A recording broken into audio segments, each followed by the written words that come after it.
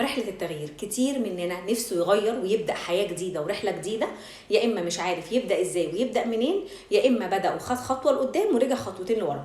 في كام حاجة أساسية لو أنا حطيتهم قدامي أثناء رحلة التغيير عمري ما هعرف أرجع تاني خطوة لورا.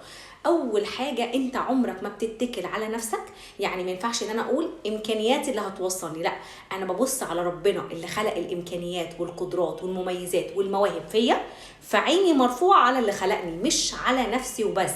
أنا الإمكانيات اللي موجودة والموهبة والبصمة اللي مش موجودة عند حد تاني دي من ربنا اللي خلقني. فطول ما انا بصه ان اللي خلقني اله قوي وعنده امكانيات رهيبه وجباره بالطريقه دي، هعرف ان انا مش حاجه قليله، وان انا قد التحدي وقد الرحله دي وقد التغيير.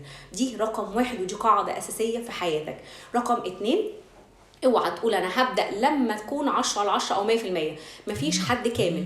لو قعدت تبص المثاليه والكماليه عمرك ما هتبدا. كلنا بنغلط وكلنا عندنا عيوب، بس انا عيني على اي حاجه عاملالي ضعف في حياتي اشتغل عليها. ما ينفعش ان انا اتجاهلها او استنى لما يحصل، لا، ابدا اشتغل على نقاط الضعف اللي عندك. لو في السكه مقابلاك اشتغل عليها وعززها وقويها.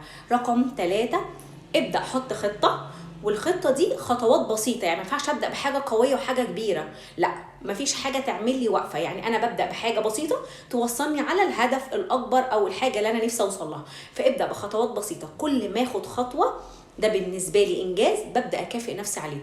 وخلي بالك ناس كتير ممكن تتجاهل المكافاه. المكافاه بتفرق معاك جدا، بتفرق مع عقلك، انت كده عملت انجاز فيديك دفعه للامام. فكافئ نفسك لو بابسط حاجه، لازم تكافئ نفسك. رقم 4 ودي اخر حاجه، طول ما انا في الرحله لازم اكون معايا ورقه كاتبه مميزاتي وامكانياتي وقدراتي اللي ربنا حطها فيا قدام عينيا، عشان هيجيلك وقت وانت في الرحله عقلك هيديك اشاره انت مش هتنفع تعمل الحته دي، انت ضعيف في الجزء ده، خليك ارجع في منطقه الراحه. فاول ما الاقي عقلي بدا يشتغل معايا كده، هبدا ابص في الورقه اللي انا كاتبها وابدا اشوف الامكانيات والقدرات اللي ربنا حطها جوايا. في اللحظه دي انت بتدي دفعه لنفسك وبتدي تشجيع لنفسك ان انت قد التحدي وقد رحله التغيير، ان شاء الله قدها.